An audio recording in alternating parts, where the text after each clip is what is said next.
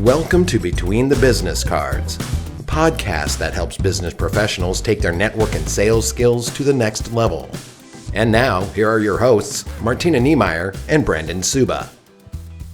Last episode, we talked about visiting groups. We are in the middle of our I joined, now what? So these are podcasts that you can use to make sure you're getting full advantage of the investment that you've made because you are investing your time, your money, and you want this to help grow your business. And great news, we want the same thing for you. We do. So we're going to go a little further, and we talked about visiting groups. So you've visited a group, you've talked to the leadership team, you've kind of maybe picked out a few people that you know would be beneficial in your network. One activity, and you mentioned Sweargen on the last one, talking about you really benefit from the beginning of the meeting and the end of the meeting, and that's where a lot of the business happens. I'm a firm believer on top of that. The one-to-ones, when you sit down individually with somebody, is where you can really build credibility and really find some good referrals and some good opportunities for both parties, by all means. So they seem simple. So simple, right? You grab coffee with somebody and you just chat. But over the years, we've seen if you put a little effort, or a lot of effort, and a little organization to them, you can really benefit from these one-to-ones. Yeah. They can be just the thing that takes your networking to the next level.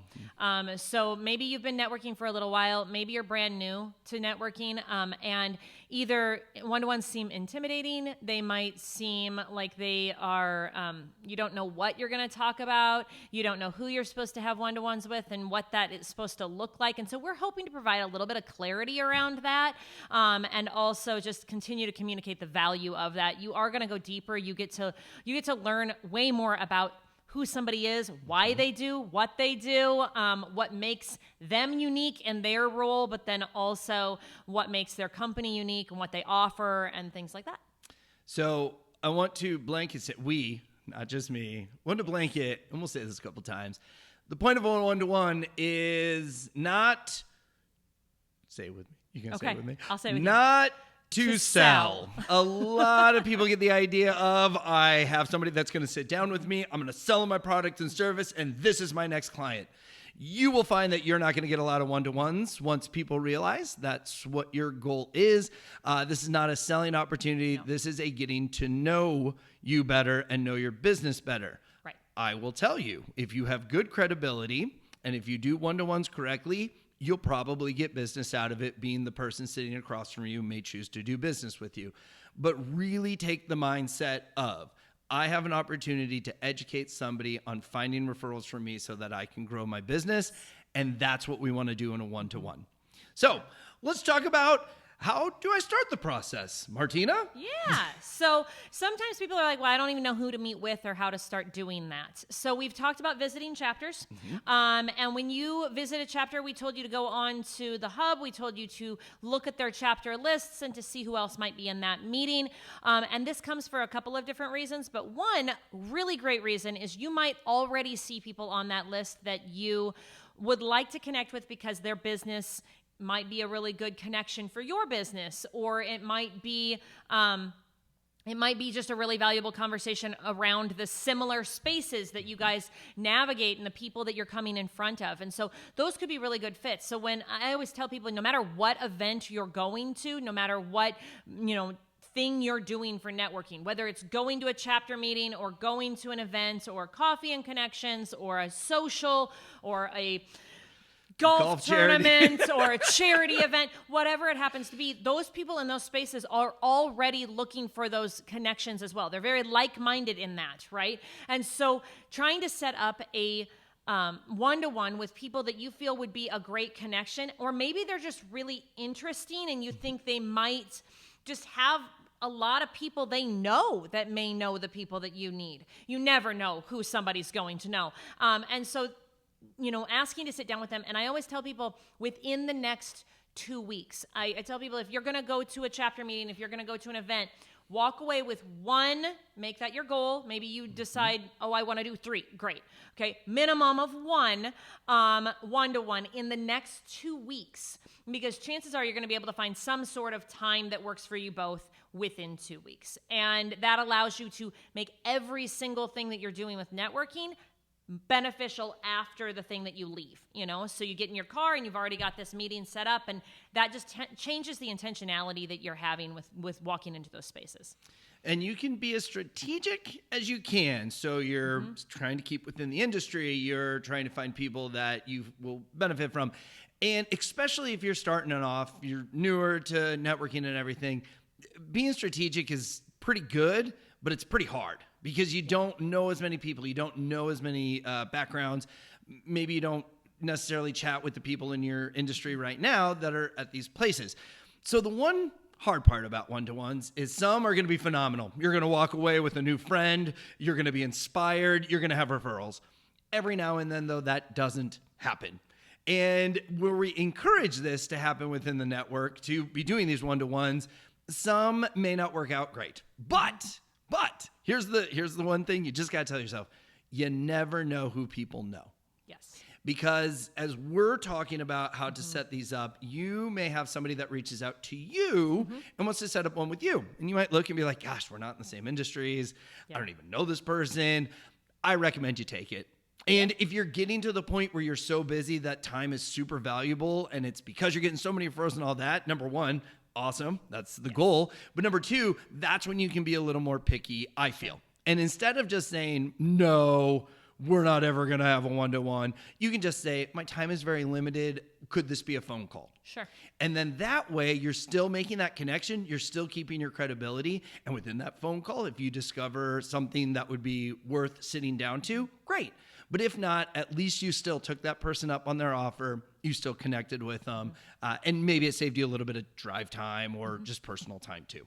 So quick story time. Oh, yes. Okay, so I had somebody who told me that a one-to-one literally changed their entire business. So they were, they're in hotel bookings for large events, okay? So they're doing like big spaces, and they work for a major hotel brand. And they sat down to a one-to-one literally with someone that they were like, I don't know why I'm meeting with this person. I don't know what's going to come out of this. I was told to do a one-to-one. I'm doing a one-to-one. Here we are. That person that they met with happens to be closely connected with the person with the U.S. rodeo circuit. And because of that connection, they were then able to be in all sorts of different, hotel venues and things like that the rodeo circuit was traveling to, and help with hosting some of these large events as they walked into these new cities and things like that. And like I said, totally changed their business. Yeah. I mean, and they had no clue. Again, you never know who people are going to know. You would not necessarily know that person is going to specifically have a connection with this one thing that's going to catapult your business into a next place. So while it is great to be specific, don't count them out if it doesn't seem to fit right away. Also, you're not expected to do business with every person that you have a one-to-one with. And we have people who say, well, I can't really use their business. Well, that's not why you're there anyway, because you're not selling and neither are they. Remember, that's a big thing with one-to-ones. So you are simply learning about their business. You have no idea the people that they might bring up that you go, actually, that sounds like my neighbor. That sounds like my friend. That sounds like this other person in business that I work with. Or you go, oh, you know who should meet? This person and this person should definitely be connected because they would definitely be able to do business together. So, yeah, you are not expected to do business with everyone that you are sitting down with. And sometimes I think that that can cause people to shy away from certain one-to-ones. And your story, I have a similar story, but your story covered it all. But here's what I thought. When someone else says you two should have a one-to-one, now that I look back, those are some of the best ones. Yeah. Because, and the story I'm thinking of, I was like, no, this is a waste of time. We're too similar in industries. But someone said, you two should do a 1-to-1. And so we did. We grabbed coffee. It was and we ended up being huge referral partners in the scheme of it. That's so, awesome. okay, if someone from the outside looking in is like, hey, you two should do, I highly recommend you take that one. Yeah. I think That's a good usually one. goes pretty well. Pretty well. Okay, so let's get into some nuts and bolts of 1-to-1s, because I've been doing them for a long time. Martina's been doing them for a long time. First, I want to talk about location. The number one thing, let's do lunch. Everybody has to have lunch. Let's put it together. Well, you're eating, and it is hard to carry on conversations when you're eating. Sometimes you're also dealing with the pace of the restaurant. If you have bad service, shoot. If you have great service, one time I had great service, and we were done eating within 10 minutes because the food came so quick, and I was like, well, this seems short. So I understand the lunch thing. I don't recommend it for your first 1-to-1 because it's going to be a lot of talking and a lot of exchanging information, and it can be difficult. Or if you're the one that is getting asked all the questions, which is awesome, your food goes cold and you don't get to enjoy it. So yes, everybody needs to eat lunch. Yes, it is a good opportunity to set up, but I can't say it's my number one. Number two, coffee. Coffee, inexpensive. We have so many great local coffee houses throughout the Omaha metro area. If you're not in the Omaha area, I know you probably have some opportunities of places there too. Coffee exists where they are. Yeah, right? Right. It's a global thing, I believe. I believe so. But again, very inexpensive. And this way, it's just taking a sip in between conversations. That is my number one go-to. Let's grab a coffee because, again, location-wise and cost-wise, I think it's very efficient. Yeah, I agree with you. Also, we all have had those 1-to-1s that are not necessarily going really great. And you're kind of like, oh, goodness, how quickly can this get over? Not that I have ever had those, but I've heard. Yeah. Oh, I have. I've had people freak out about religion and politics on me, and I'm like, Yeah. this, we didn't even have a conversation to get here. Yeah. And here we are. So you never know what you're walking into. Coffee is a little bit easier to segue out of if you need to. If you've ordered food and all of a sudden it goes left or right or up or down, who knows? And you're like, oh, this is not what I need to be here for right now. You're now stuck waiting for your enchiladas, and you can't go anywhere. However, when you are sitting there with a cup of coffee, it's pretty easy to turn something that you intended maybe to be an hour into 45 minutes if you're done talking about things too. I mean, sometimes there's a click and you could be there for 2 hours and you're like, oh gosh, I really didn't budget this in. And then there's other times where there's not necessarily a click and you even maybe got to know that person and it was okay, but you're kind of done talking. And rather than just sit there and both spin your wheels for a while, it's great for both of you if you can move on quickly. Yep. So, yeah. Cadence. So there are some people in the network, and it's really cool to hear that they did like 200 1-to-1s in their first year in the groups. And that's awesome. If that fits your cadence and your schedule and you can make that happen, and you're good at scheduling and you're good at following up and committing and all that, great. But I have seen more, especially because you're running a business. You're doing your sales thing. Sure. I think at least 1-to-1 a week is a great cadence to have. You're getting exposure for your business. You're learning about other businesses. And scheduling wise, that's very realistic.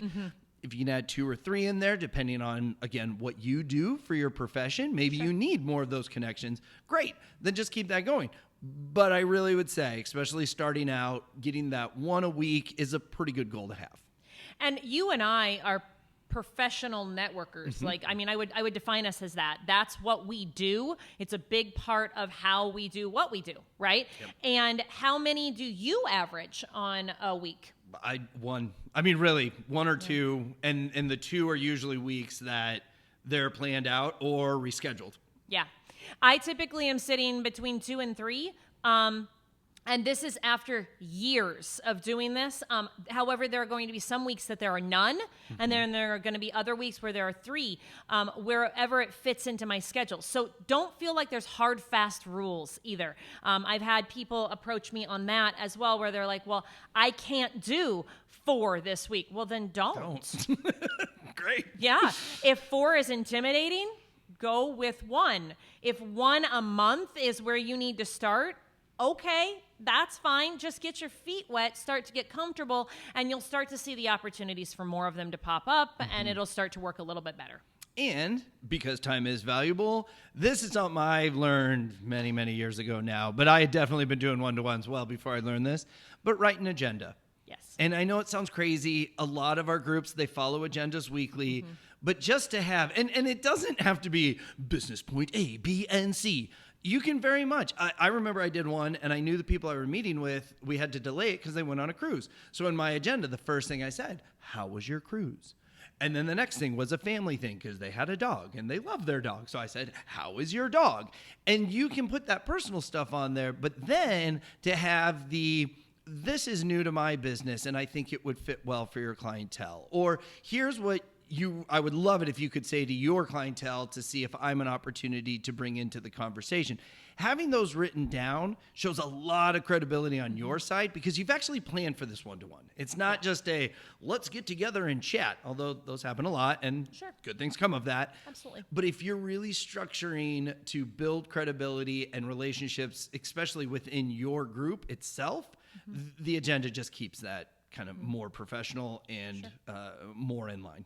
If you need a resource for this also, and you happen to be a Centersphere member, if you go to the resources tab on the hub, there actually is like a toolkit of different things. And one of the things on there is how to have a one-to-one. And that's one thing that I get asked a lot is, how do I do this? So typically speaking, you would be asking some questions that give that personal relationship, and then you get an opportunity to talk about your business, and they get an opportunity to talk about their business. And, typically speaking, they're going to be about an hour long. But if you need to crunch it down into 30 minutes, you can do that. I would say typically mine are about an hour long. Oh, yeah. No, I always count an hour. Yeah. Always expect an hour. Yeah. I want to keep the last piece for another episode. Is that okay? Absolutely. Okay, cool. So we talked about how to set them up, kind of strategically finding people to talk to. You never know who you're going to meet with, so sometimes it may be off the wall, and you're just like, you know what? Sure, let's go for it. Usually they end up pretty good. If someone outside tells you should have a one-to-one with somebody, historically, I think that means you absolutely should. Yes. Because it seems beneficial most of the time. Yes. But for the most part, this is one of those, it's like a muscle. If you work it and you stay on top of it, it's going to be something that becomes very natural. It's going to grow strength, and you're going to find yourself just enjoying one-to-ones and getting results from it. Because I think it's hard when you don't see results and you're giving people an hour a week. That's where people get frustrated. So having a little organization to it should give you better results. Yes, and there are definitely steps after a one-to-one, but that's the episode that will come up next. Episode. Yeah, you will do that next. Yeah, I think that's we'll good. do that one next. So then you'll have a little more of follow-up. All right. Well, with that, please check out the YouTube channel, Centersphere's YouTube channel. You get to see Martina and I and all of our silent body language reactions. Otherwise, appreciate any listeners out there that are giving this podcast a listen. Please share it with someone you think it might fit well for them. For everybody else, we look forward to talking to you on a future podcast.